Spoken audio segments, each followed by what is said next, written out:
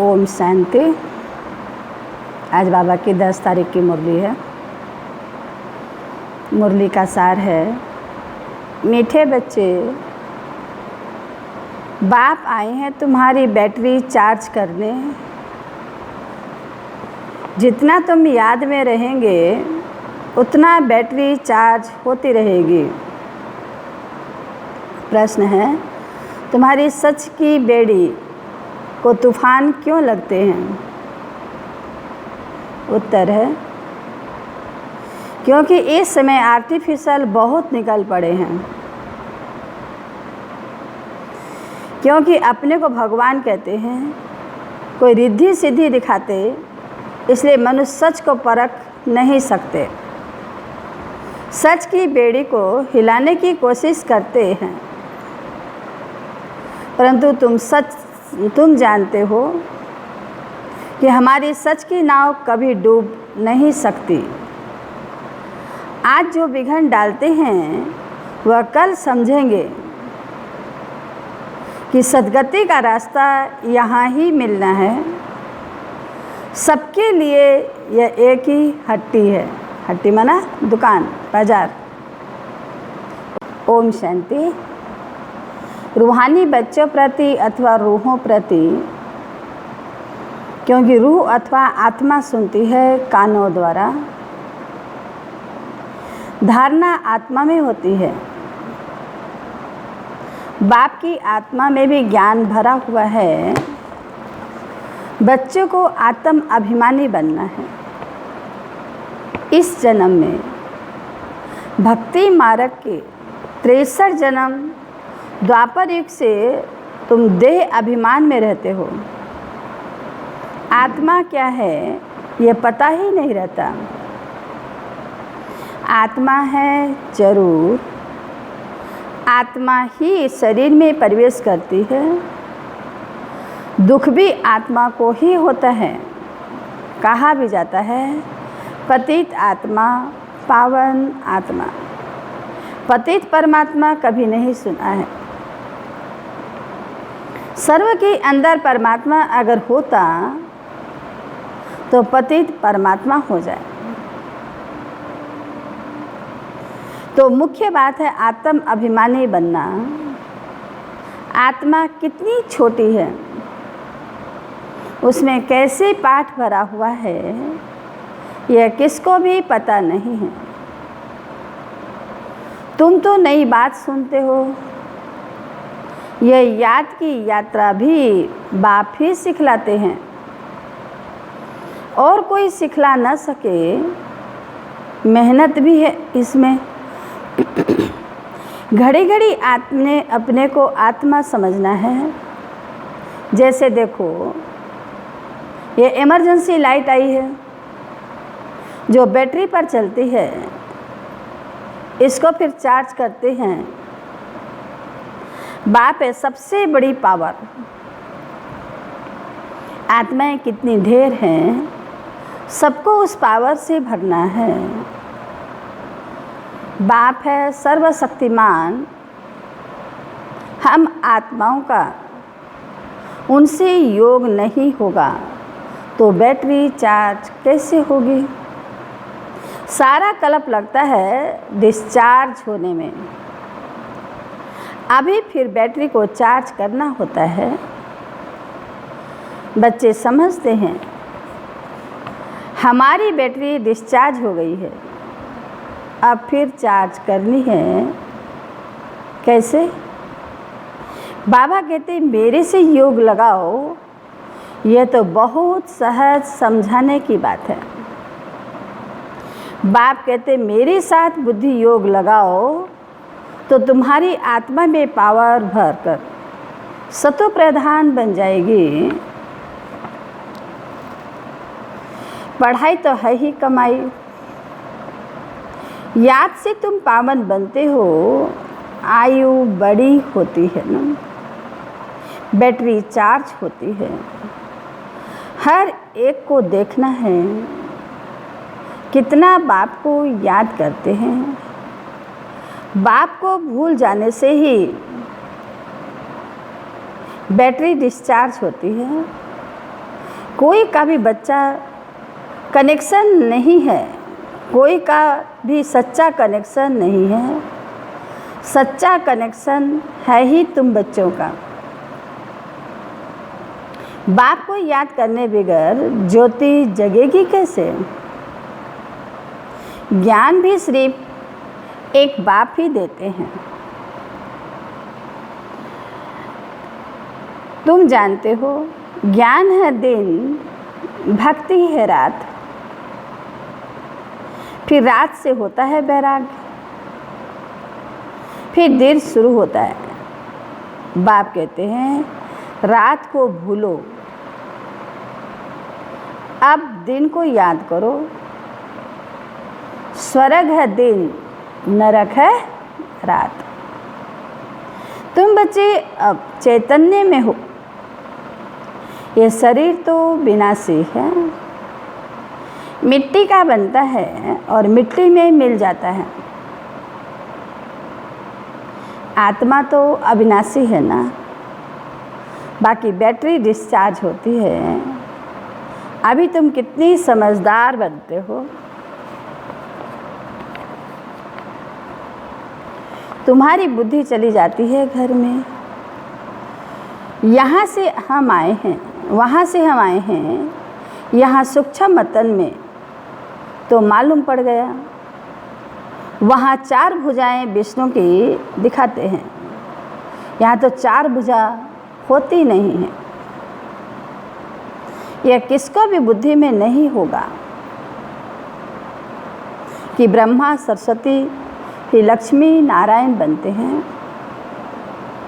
इसलिए विष्णु को 4 भुजा दी है, सिवाय बाप के कोई समझा न सके। आत्मा में ही संस्कार भरते हैं, आत्मा ही तमो प्रधान से फिर सतो प्रधान बनते हैं। आत्मा ही बाप को पुकारती है, ओ बाबा हम डिस्चार्ज हो गए हैं, अब आप आओ, हमको चार्ज होना है। अब बाप कहते हैं जितना याद करेंगे उतना ताकत आएगी। बाप से बहुत लव होना चाहिए। बाबा हम आपके हैं, आपके साथ ही घर जाने वाले हैं। जैसे पीहर घर से ससुर घर वाले ले जाते हैं ना, यहाँ तुमको 2 बाप मिले हैं। श्रृंगार कराने वाले, श्रृंगार भी अच्छा चाहिए, अर्थात सर्वगुण संपन्न बनना है। अपने से पूछना है मेरे में कोई अवगुण तो नहीं है। मनसा में भल तूफान आते हैं, कर्मना से तो कुछ नहीं करता हूँ, किसको दुख तो नहीं देता हूँ। बाप है दुख हरता सुख करता। हम भी सबको सुख का रास्ता बताते हैं। बाबा बहुत युक्तियाँ बतलाते रहते हैं। तुम तो हो सेना, तुम्हारा नाम ही है प्रजापिता ब्रह्मा कुमारियाँ।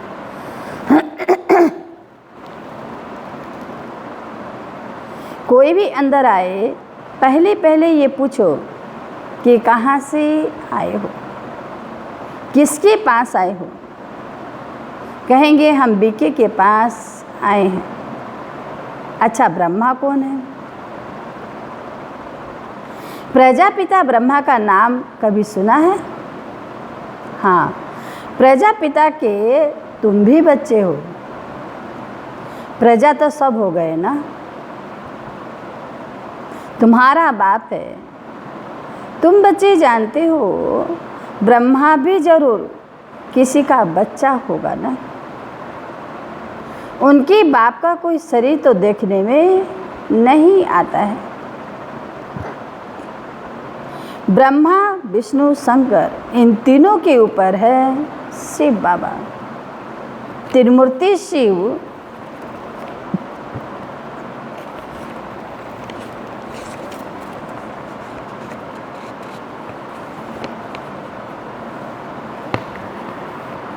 त्रिमूर्ति शिव कहा जाता है, तीनों का रचयिता।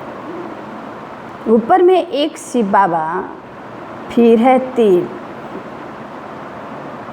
जैसे सिजरा होता है ना, ब्रह्मा का बाप जरूर भगवान ही होगा,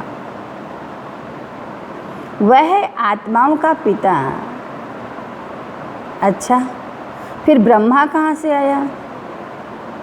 बाप कहते हैं, मैं इनमें प्रवेश कर इनका नाम रखता हूँ ब्रह्मा। तुम बच्चों के नाम रखे तो इनका भी नाम रखा ब्रह्मा। कहते हैं, ये मेरा दिव्य अलौकिक जन्म है। तुम बच्चों को तो एडाप्ट करता हूँ, बाकी इनमें प्रवेश करता हूँ, फिर तुमको सुनाता हूँ। इसलिए यह हो गए बाप दादा। इसमें प्रवेश किया, उनकी आत्मा तो है ना, उनके बाजू में आकर बैठता हूँ। दो आत्माओं का पाठ तो यहाँ बहुत चलता है। आत्मा को बुलाते हैं तो आत्मा कहाँ आकर बैठेगी? बाबा पूछते हैं। जो ब्रह्मा के बाजू में आकर बैठेगी ना, यह भी दो आत्माएं हैं, बाप और दादा। इनके लिए बाप कहते हैं, अपने जन्मों को नहीं जानते हो। तुमको भी कहते हैं, तुम अपने जन्मों को नहीं जानते थे। अब स्मृति आई है। कल्प कल्प 84 का चक्कर लगाया है, फिर वापस जाते हैं। यह है संगम युग। अब ट्रांसफ़र होते हैं योग से। तुम सतो प्रधान बन जाएंगे, बैटरी चार्ज हो जाएगी, फिर सत्युग में आ जाएंगे। बुद्धि में सारा चक्कर फिरता है। डिटेल में तो नहीं जाएंगे। झाड़ की भी आयु होती है, फिर सूख जाता है। यहाँ भी सब मनुष्य जैसे सूख गए हैं। ये मनुष्य सृष्टि झाड़ के, हम सब आत्माएं क्या हैं? पत्ते पत्ते हैं। इसलिए बाबा कहते ये झाड़ अभी सूख गया है। सब एक दो को दुख देते रहते हैं। सूखा पत्ता भी झड़ता है तो लगता है तो कांटे जैसा चुभता है ना। कहते सारे पत्ते भी सूख गए हैं, झड़ रहे हैं, तो भी सभी को दुख देते। अभी सबका शरीर खलास हो जाएगा, बाकी आत्माएं चली जाएगी। यह ज्ञान बाप के सिवाय कोई दे न सके। बाप ही विश्व की बादशाही देते हैं। उनको कितना याद करना चाहिए? बाबा कहता है, जितना याद करेंगे उतना विकर्म विनाश। याद में न रहने से माया का थप्पड़ लग जाता है। माया क्या करती है? वो तो चांस लेती रहती है। थोड़ा भी गफलत किए, थोड़ा भी अवला किए, थोड़ा भी डोंट केयर किए, तो बाबा कहते माया थप्पड़ लगाने में देरी नहीं करती। सबसे कड़ा थप्पड़ है विकार का। युद्ध के मैदान में तुम ब्राह्मण ही हो ना, तो तुमको ही तूफान आएंगे। जितना पहलवान योद्धा होगा, तूफान भी तो जोर से उतना ही आएगा ना। परंतु कोई विक्रम नहीं करना है। विक्रम किया तो हार खाई। बाबा से पूछते हैं, यह करना पड़ता है। बच्चे तंग करते हैं तो गुस्सा आ जाता है। बच्चों को अच्छी रीति संभालेंगे नहीं तो खराब हो जाएंगे। कोशिश करके थप्पड़ नहीं लगाओ। कृष्ण के लिए भी दिखाते हैं ना, ओखली से बांधा, रस्सी से बांधो, खाना न दो, रो रो कर आखिरी कहेंगे अच्छा।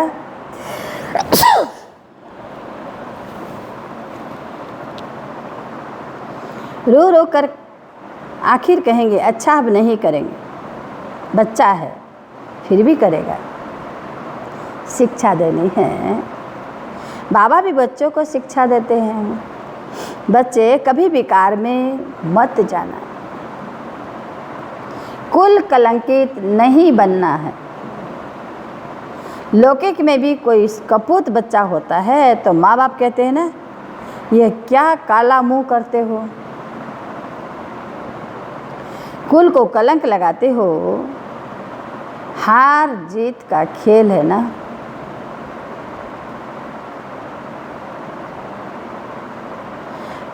हार जीत, जीत हार होते होते आखिरी जीत हो जाएगी।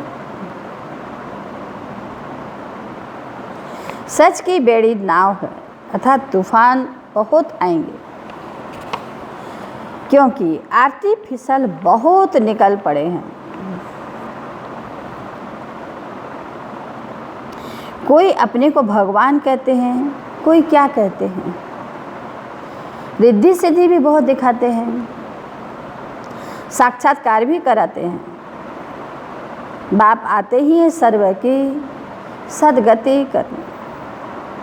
फिर न तो वह जंगल रहेगा, न जंगल में रहने वाले रहेंगे। अभी तुम हो संगम युग पर, जानते हो कि ये पुरानी दुनिया कब्रिस्तान हुई पड़ी है। कोई मरने वाले से दिल थोड़े ही लगाते हैं। यह दुनिया तो गई की गई, विनाश हुआ कि हुआ। बाप आते ही तब हैं जब नई दुनिया पुरानी होती है। बाप को अच्छी रीति याद करेंगे तो बैटरी चार्ज होगी। भलबानी में तो बहुत अच्छी चलाते हैं, परंतु याद का जौहर नहीं है तो वह ताकत नहीं रहती है। जौहरदार तलवार नहीं। बाप कहते हैं ये कोई नई बात नहीं है, 5000 वर्ष पहले भी आए थे।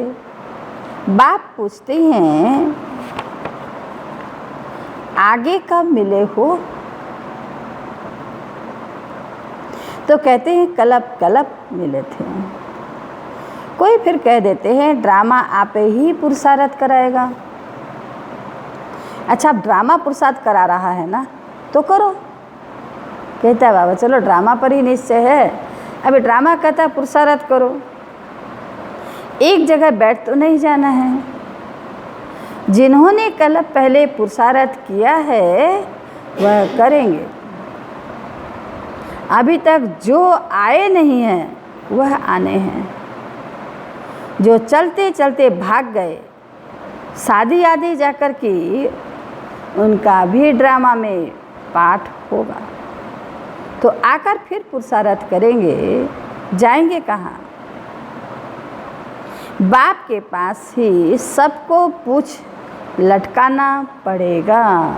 बाप के पास ही सबको पूछ लटकाना पड़ेगा। लिखा हुआ है भीष्म पितामह आदि भी अंत में आते हैं। जो बाबा कहते शास्त्रवादी हैं, ग्रंथवादी हैं, इतने जो अपने को आचार्य शंकराचार्य कहलाने वाले हैं, बड़ी बड़ी गद्दी संभाले हैं, वो बोलते हैं कुछ भी हो जाए हम शास्त्र को कभी भी नहीं छोड़ेंगे। ऐसे भीष्म प्रतिज्ञा वाले। अभी तो कितना घमंड है, फिर भी घमंड उनका पूरा हो जाएगा। तुम भी हर 5000 वर्ष के बाद पाठ बजाते हो, राजाई लेते हो, गंवाते हो। दिन प्रतिदिन सेंटर बढ़ते जाते हैं। भारतवासी जो खास देवी देवताओं के पुजारी हैं, उनको समझाना है। सत्युग में देवी देवता धर्म था तो उनकी पूजा करते हैं। क्रिश्चियन लोग क्राइस्ट की महिमा करते हैं। हम आदि सनातन देवी देवता धर्म की महिमा करते हैं। वह किसने स्थापन किया? वे लोग समझते हैं कृष्ण ने स्थापन किया, तब उनकी पूजा करते रहते हैं। तुम्हारे में भी नंबरवार है। कोई कितनी मेहनत करते हैं, कोई कितनी दिखाते हैं ना। गोवर्धन पर्वत को अंगुली पर उठा लिया, वो भी बाबा कहते छोटी अंगुली है, सभी ने एक एक अंगुली उठाया दिया, तो बाबा कहते हैं वो गोवर्धन पर्वत उठ गया। अब ये तो पुरानी दुनिया है, सब चीज़ों से ताकत निकल गई है। सोना भी खानियों से सोना भी खानियों से नहीं निकलता है।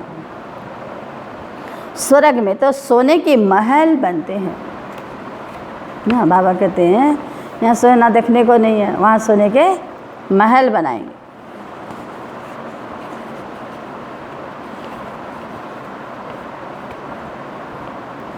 अभी तो गवर्नमेंट तंग हो जाती है, क्योंकि कर्जा देना पड़ता है। वहाँ तो अथाह धन है, दीवारों में भी हीरे जवाहरात लगे रहते हैं। हीरों की जड़त का शौक रहता है, वहाँ धन की कमी है नहीं।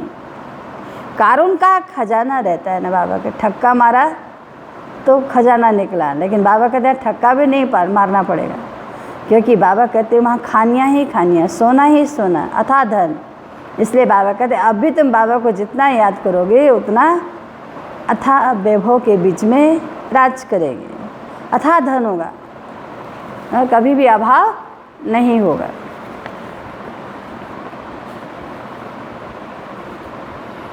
अल्लाह अलाउद्दीन का एक खेल दिखाते हैं। ठक्का करने से महल निकल पड़ते हैं, निकल आते हैं। यहाँ भी दिव्य दृष्टि मिलने से स्वर्ग में चले जाते हैं। वहाँ प्रिंस प्रिंसेस के पास मुरली आदि सब चीज़ें हीरों की रहती है। यहाँ तो कोई कैसी चीज़ पहनकर बैठते हैं तो लूट कर ले जाते हैं। यहाँ तो कोई ऐसी चीज़ पहनकर बैठते हैं तो लूट कर ले जाते हैं, छुरा मार करके भी ले जाते हैं। वहाँ ये बातें होती नहीं। वहाँ तो बाबा कहते ताला चाबी भी नहीं होगा घरों में, खुला घर रहे। ये दुनिया ही बड़ी पुरानी गंदी है। इन लक्ष्मी नारायण की दुनिया तो वाह वाह थी, क्या नहीं था। ये श्री कृष्ण के जन्म के समय में, लक्ष्मी नारायण के राज्य के समय में क्या नहीं था। वहाँ की तो जितनी महिमा करो उतना कम। बाबा कहता है खेल पाल दोस्त सखा सब कितनी, सब बाबा कहते हैं रास करेंगे।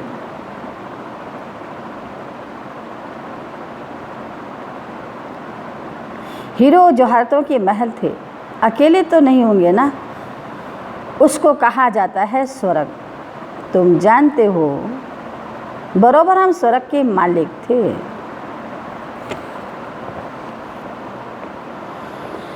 हमने ये सोमनाथ का मंदिर बनाया था। ये समझते हैं हम क्या थे। फिर भक्ति मार्ग में कैसे मंदिर बनाकर पूजा की। आत्मा को हमने 84 जन्मों का ज्ञान है। कितनी हीरे जवाहरात थे, वह सब कहाँ गए।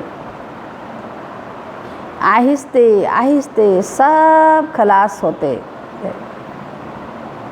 मुसलमान आए, इतना तो लूट कर ले गए जो कब्रों में जाकर हीरे लगाए। सुना, इतने ले गए जो घर में रखने के लिए जगह नहीं हुआ, जो कब्रों में जाकर लगाए।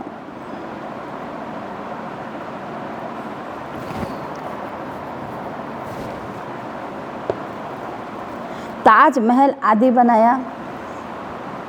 फिर ब्रिटिश गवर्नमेंट वहाँ से खोद कर ले गई, उनका भी ले गई। अभी तो कुछ भी नहीं है। भारत बेघर है। बाबा कहते भारत अभी क्या कर रहा है, विदेशों से कर्जा ले रहा है, भीख मांग रहा है। लेकिन फिर वो क्या करेगा, क्यों देता है, क्योंकि यहीं से लेके गया वो रिटर्न करा, वो सोचते हम कर्जा दे रहे हैं। अनाज चीनी आदि कुछ नहीं मिलता। आज अब विश्व को बदलना है। परंतु उनसे पहले आत्मा की बैटरी को सतोप्रधान बनाना है। सतोप्रधान बनाने के लिए चार्ज करना है, बाप को याद जरूर करना है। बुद्धि का योग बाप के साथ हो, उनसे ही तो वर्षा मिलता है। माया की इसमें ही लड़ाई होती है। आगे इन बातों को तुम थोड़े ही समझते थे। जैसे दूसरे वैसे तुम थे। तुम अभी हो संगम योगी और वह सब है कलयुगी। मनुष्य कहेंगे इन्हों को तो जो आता है सो कहते रहते हैं, लेकिन समझाने की युक्ति भी होती है ना। धीरे धीरे तुम्हारी वृद्धि होती जाएगी। अभी बाबा बड़ी यूनिवर्सिटी खोल रहे हैं।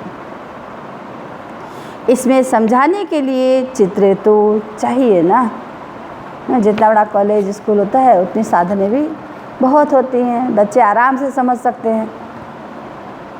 आगे चलकर तुम्हारे पास यह सब चित्र ट्रांसलाइट के बन जाएंगे, जो फिर तुमको समझाने में भी सहज हो।